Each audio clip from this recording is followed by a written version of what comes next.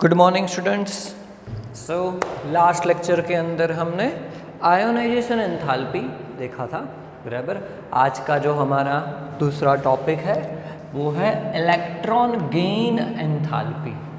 Enthalpy उसका meaning होता है एनर्जी एंड इलेक्ट्रॉन गेन उसका जो सिंबल है वो है delta Eg, electron gain, and enthalpy का सिंबल है H, डेल्टा EgH। तो सबसे पहले डेफिनेशन देखते हैं, सिंपल है कि when an electron is added to a neutral atom, gaseous atom, to convert into a negative ion. कोई भी अगर इलेक्ट्रॉन गेन करता है तो वो क्या होगा, न्यूट्रल एटम है, और इलेक्ट्रॉन गेन करता है तो नेगेटिव आयन बनेगा। So that time the enthalpy change is known as electron gain enthalpy. Okay, actually ये क्या है, डिफरेंस है, याद रखना ये क्या है, एक्चुअली डिफरेंस है कि when an electron is added to a neutral gaseous atom to convert into a negative ion, the enthalpy change during this process is known as electron gain enthalpy। चलो उसका एग्जांपल देखते हैं कि suppose X एक हमारा neutral gaseous atom है, बराबर। वो इलेक्ट्रॉन गेन कर रहा है एंड वो क्या बनाएगा, नेगेटिव आयन बनाएगा। इलेक्ट्रॉन गेन करेगा तो नेगेटिव आयन बनाएगा, -1 चार्ज होगा, एक इलेक्ट्रॉन गेन करेगा तो the enthalpy change during this process, that means यहाँ पे जो एंथैल्पी है वो नहीं, एंथैल्पी चेंज। तो सपोज हम लोग बोल देते हैं कि इनिशियल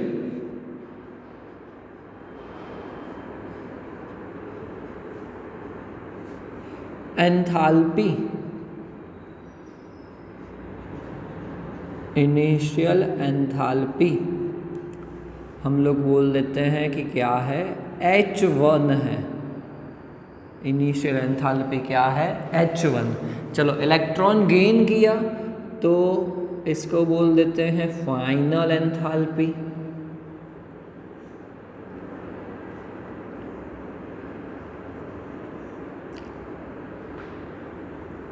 फाइनल एंथैल्पी क्या आया, H2। तो अब एंथैल्पी चेंज, दैट मीन्स ये दोनों का डिफरेंस कि delta EgH, electron gain enthalpy, वो क्या हो जाएगा, difference H2 minus H1, final enthalpy minus initial enthalpy. Okay, definition को समझना है अच्छे तरीके से कि when an electron is added to a neutral gaseous atom to convert into a negative ion, the enthalpy change during this process is known as electron gain enthalpy. मतलब जब भी कोई एटम इलेक्ट्रॉन गेन करता है तो उसकी enthalpy में जो चेंज होता है, बराबर। फॉर एग्जाम्पल कि एंथैल्पी पहले 50 किलो जूल थी, इलेक्ट्रॉन गेन करने के बाद शायद 30 किलो जूल आई, तो डिफरेंस क्या होगा, -20। तो ये जो -20 हुआ वो क्या है, इलेक्ट्रॉन गेन एंथैल्पी। ओके, चलो इससे पहले थोड़ा आगे बढ़ते हैं, उससे पहले एक चीज़ देख लेते हैं कि आपको मैंने बहुत पहले समझाया था कि स्टेबिलिटी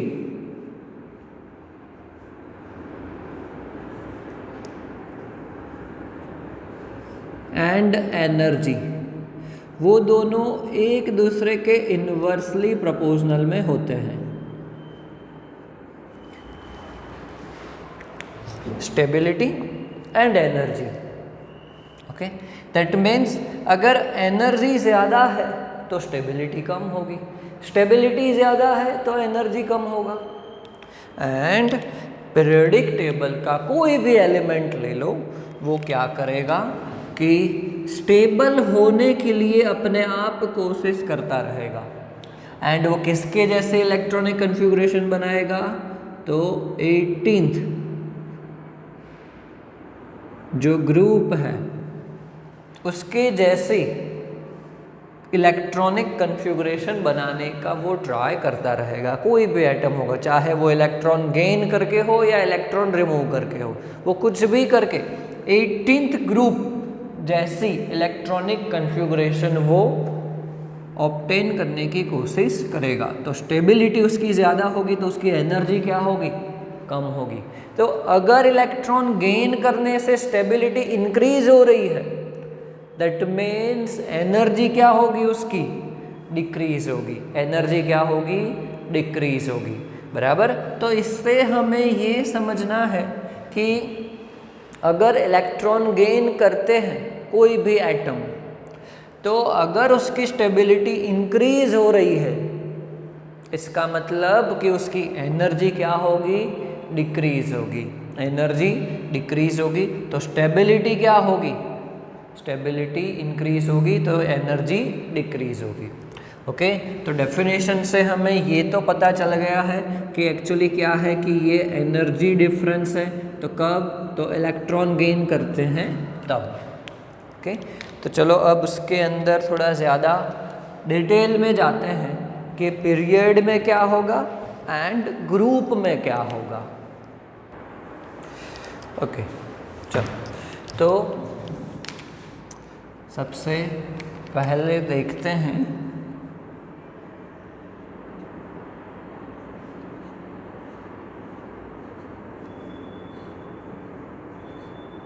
इन पीरियड। कौन सी साइड जाएंगे हम लोग? Left to right.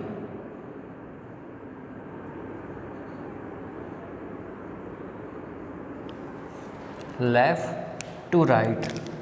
ओके, तो याद रखना है आपको कि पीरियड के अंदर लेफ्ट टू राइट जाते हैं तो electron gain enthalpy delta EGH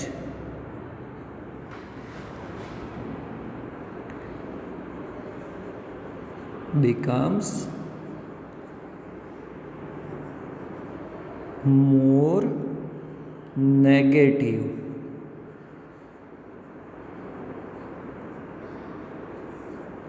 Becomes more negative.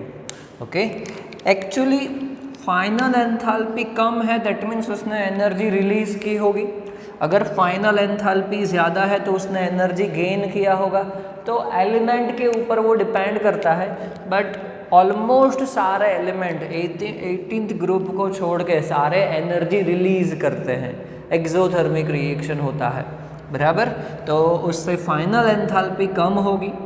Final enthalpy कम है तो फिर आंसर क्या आएगा?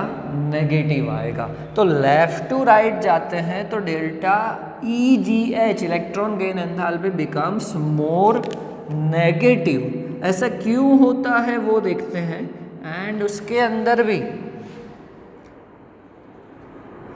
17th ग्रुप एलिमेंट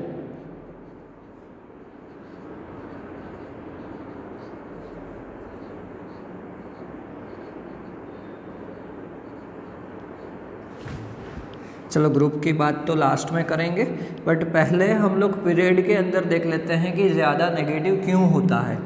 सपोज चलो हम लोग ले लेते हैं यहाँ पे सेकंड पीरियड। बराबर। तो उसके अंदर क्या है? लिथियम है, बेरिलियम,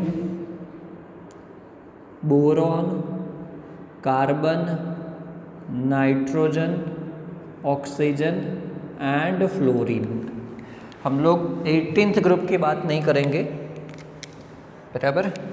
चलो, तो अगर आउटर सेल इलेक्ट्रॉन देखते हैं तो इसमें है 2s1, यहाँ पे होगा 2s2, बोरॉन में 2s2, 2p1, कार्बन में 2s2 2p2, nitrogen 2s2 2p3, oxygen 2s2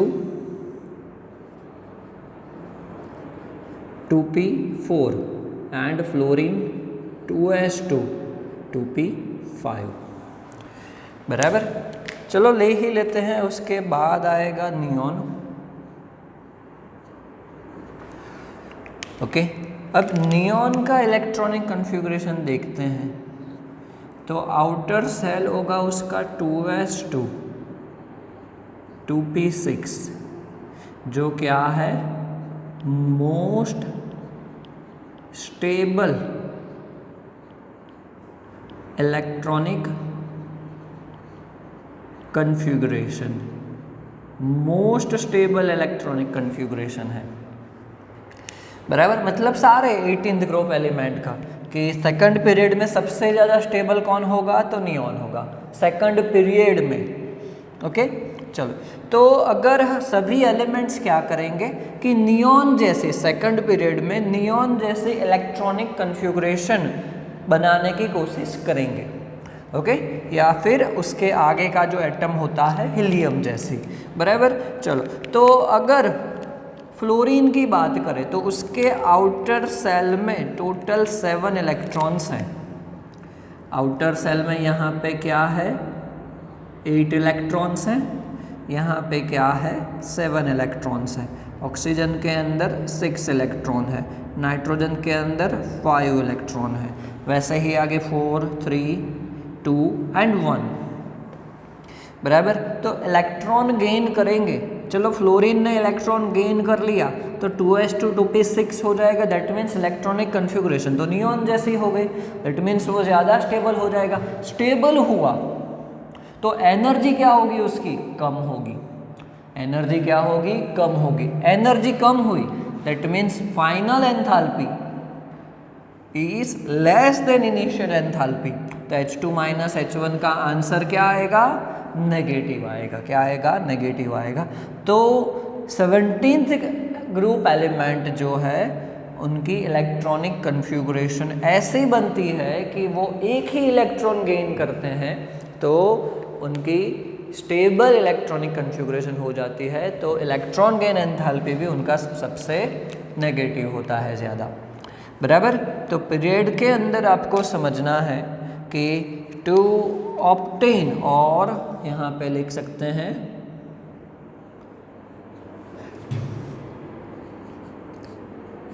to attain the 18th group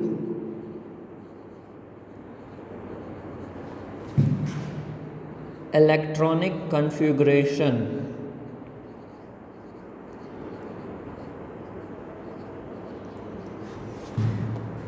elements gains electron, elements gain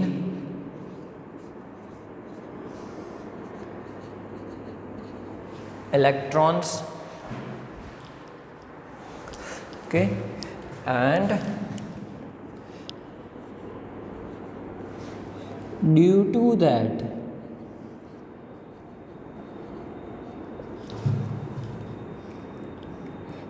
electron gain enthalpy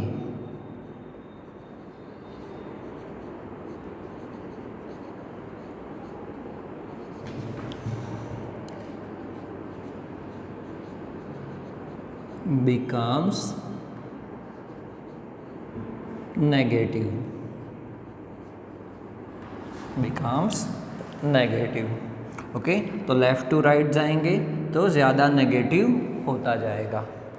बराबर, सेम वे अब हम लोग जाएंगे ग्रुप में। चलो, तो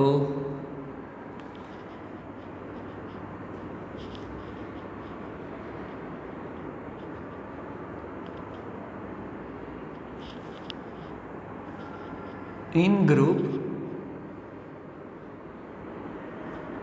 up to down, up to down जाएंगे तो भी क्या होगा, यहाँ पे लिखेंगे कि लेस नेगेटिव होता जाएगा।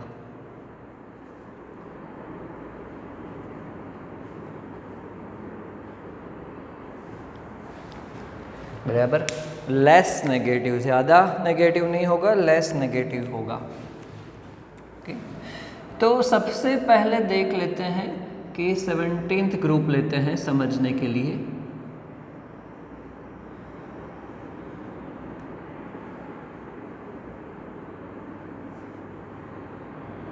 Fluorine, chlorine, bromine, iodine. बराबर, तो जैसे जैसे हम लोग अप टू डाउन जाएंगे वैसे वैसे क्या होगा कि लेस नेगेटिव होता जाएगा। एक्चुअली यहाँ पे एक्सेप्शनल केस है फ्लोरीन में एंड क्लोरीन में, वो भी हम लोग सीखेंगे इसके बाद ही। बट सबसे पहले इसका रीज़न देख लेते हैं कि ऐसा क्यों होता है। तो as we go up to down,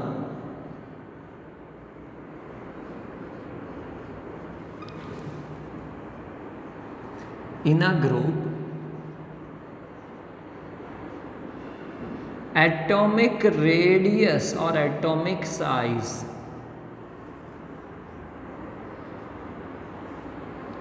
increases. Atomic size increases. So we can say that the distance or attraction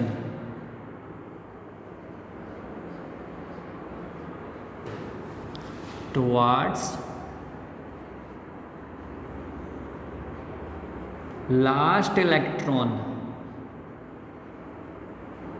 decreases। जो न्यूक्लियस का अट्रैक्शन होगा वो लास्ट इलेक्ट्रॉन का क्या होगा, डिक्रीज होगा। तो उसकी वजह से क्या होगा, एटम जो होगा वो इलेक्ट्रॉन गेन करने के बाद बिकम्स लेस स्टेबल। मतलब स्टेबल तो होगा बट कम स्टेबल होता जाएगा, फ्लोरीन से क्लोरीन, ब्रोमीन, आयोडीन, उसके बाद। तो उसकी वजह से क्या होगा, delta EgH becomes less negative, becomes less negative। बराबर, तो सबसे ज़्यादा इलेक्ट्रॉन गेन एंथैल्पी जो है वो 17th ग्रुप का होता है। उसका रीज़न भी आपको बताया कि ऐसा क्यों होता है, क्योंकि वो फ्लोरीन एक ही इलेक्ट्रॉन गेन कर लेगा, क्लोरीन एक ही इलेक्ट्रॉन गेन कर लेगा, तो वो 17th ग्रुप जैसा हो जाएगा। अब यहाँ पे एक एक्सेप्शनल केस है जो क्वेश्चन भी पूछा जाता है कई बार कि उसके अंदर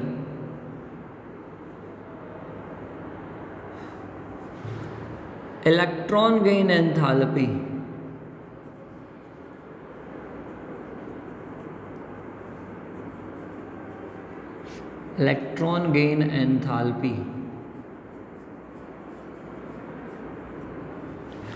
of chlorine is more negative than fluorine। Electron gain enthalpy of chlorine is more negative than fluorine. अब ऐसा क्यों है? एक्चुअली तो हमारा रूल तो ये कैसा है कि लेस नेगेटिव होना चाहिए, फ्लोरीन से क्लोरीन का कम नेगेटिव होना चाहिए, उसके बाद ब्रोमीन, उसके बाद आयोडीन। बट ऐसा क्यों होता है कि इलेक्ट्रॉन गेन एंथैल्पी क्लोरीन का क्या है, लेस नेगेटिव देन फ्लोरीन। बराबर, वैसा ही कुछ देखने को मिलता है हमें 16th ग्रुप में। बराबर, 16th ग्रुप में भी देखने को मिलता है। यहाँ पे हम लोग चेंज कर सकते हैं एलिमेंट्स को। Electron gain enthalpy of sulphur बराबर, इसकी जगह पे आप सल्फर रख सकते हो और इसकी जगह पे oxygen.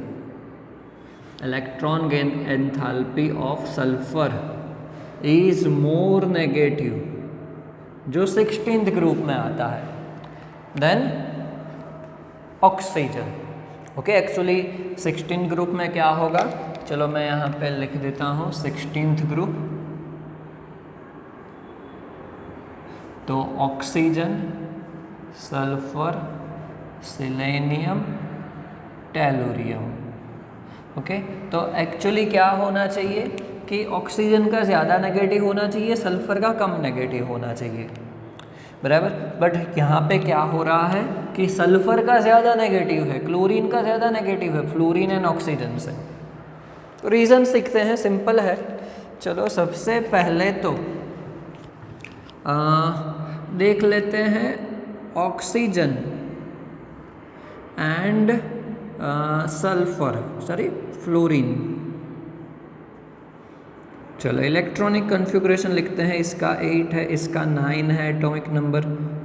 1s2, 2s2, 2p4, 1s2, 2s2, 2p5।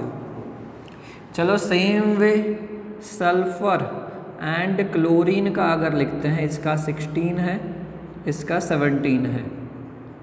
1s2, 2s2, 2p6, 3s2, 3p4। चलो यहाँ पे 1s2, 2s2, 2p6, 3s2, 3p5।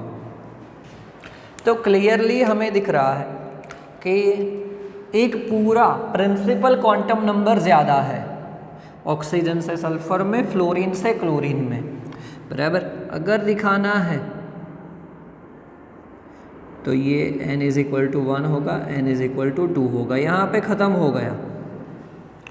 इसके अंदर क्या होगा कि ये 1, 2 एंड 3 यहाँ पे ख़त्म होगा, बराबर। यहाँ पे n is equal to 1, 2 and 3 and यहाँ पे n is equal to 1 and n is equal to 2। Okay, तो बेसिकली होता क्या है कि n is equal to 2, atomic size कम है, रेडियस मतलब उसकी जो साइज है प्रिंसिपल क्वांटम नंबर 2 उसकी क्या है, कम है। 3 की क्या होगी, ज़्यादा होगी। ज़्यादा है तो इलेक्ट्रॉन आसानी से उसके अंदर रह पाएगा, साइज कम है और एक्स्ट्रा आप इलेक्ट्रॉन डाल रहे हो। इलेक्ट्रॉन इलेक्ट्रॉन बीच में भी रिपल्जन होता है, दोनों नेगेटिवली चार्ज है, सेम चार्ज है तो उसके अंदर भी रिपल्जन होगा। तो बेसिक डिफरेंस यही है साइज की वजह से। साइज कम होगी तो इलेक्ट्रॉन इलेक्ट्रॉन रिपल्जन ज़्यादा होगा, रिपल्जन ज़्यादा होगा तो वो लेस स्टेबल होगा, लेस स्टेबल होगा तो फिर इलेक्ट्रॉन गेन एंथैल्पी कम नेगेटिव होगी। तो यहाँ पे वही रीज़न हो जाएगा इसका कि एटॉमिक साइज और बोल सकते हैं radius of oxygen and fluorine is less than sulfur and chlorine, बराबर। तो उससे क्या होगा, due to small size, small atomic size,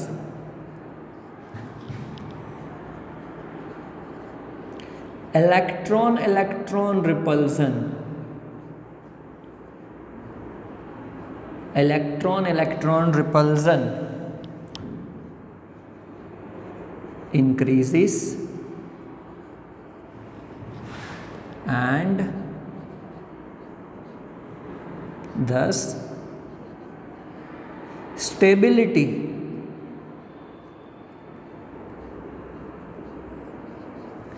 decreases,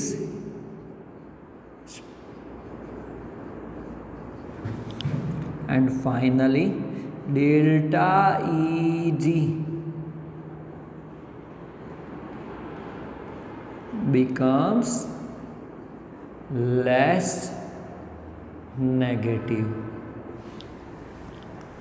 becomes less negative। यहाँ पे क्या होगा कि साइज ज़्यादा होने की वजह से इलेक्ट्रॉन इलेक्ट्रॉन रिपल्जन कम होगा।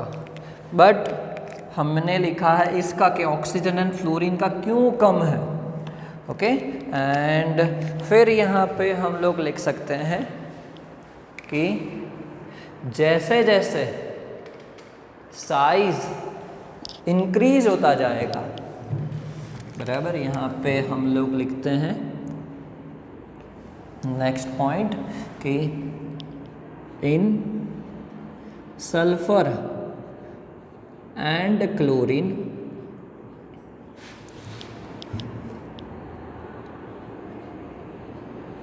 Due to big atomic size